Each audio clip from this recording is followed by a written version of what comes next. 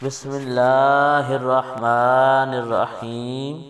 تمام تعریفیں اس کریم رب کی جس کی ذات وحدہ لا شریک ذات ہے، جس کے سوا کوئی بھی عبادت کے لائق نہیں ہے، اور کروڑوں درود و سلام کریم آقا علیہ الصلاۃ والسلام کی ذات پر، جن کو رب تعالی نے تمام جہانوں کے لیے رحمت بنا کر بھیجا ہے، اور کروڑوں درود و سلام آپ صلی اللہ علیہ وآلہ وسلم کی ساری آل پاک پر اور آپ کے سارے اصحاب پر، جن کو رب تعالی نے رضی اللہ عنہم ورضوا عنہ کے لقب کے ساتھ نوازا ہے۔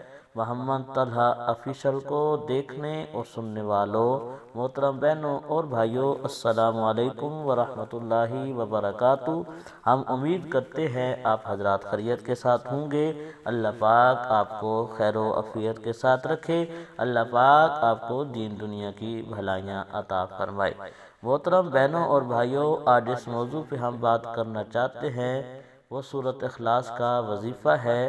رزق کے لیے، مالدار ہونے کے لیے، رزق میں برکت کے لیے، مال و جان میں برکت کے لیے انشاءاللہ اس وظیفہ سے اللہ پاک آپ کے گھر کے اندر رزق کی بارش برسائے گا۔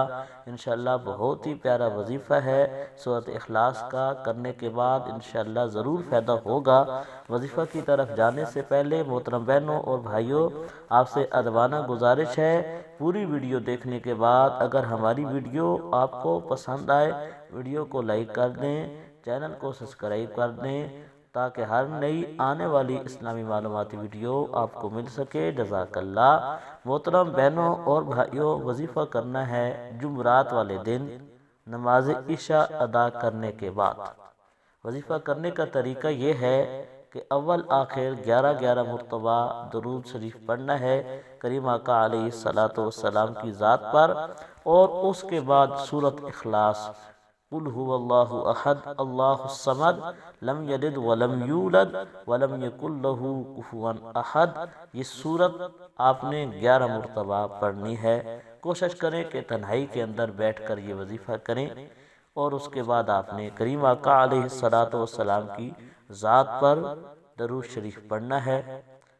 11 مرتبہ اول آخر درود شریف پڑھ کر 11 مرتبہ سورۃ اخلاص کا وظیفہ کرنا ہے، اور یہ وظیفہ صرف جمعرات والے دن کرنا ہے مغرب عشاء کی نماز ادا کرنے کے بعد۔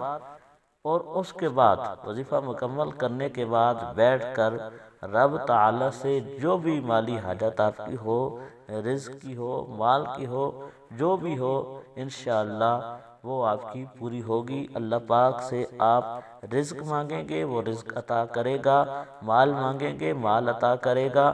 جو کچھ بھی رب تعالی سے یہ وظیفہ کرنے کے بعد رب تعالی کی برگاہ میں مانگیں گے، انشاءاللہ اللہ پاک سورۃ اخلاص کی برکت کے ساتھ اللہ پاک آپ کو عطا فرمائے گا۔ اللہ پاک ہمارا حامی و ناصر ہو، آمین۔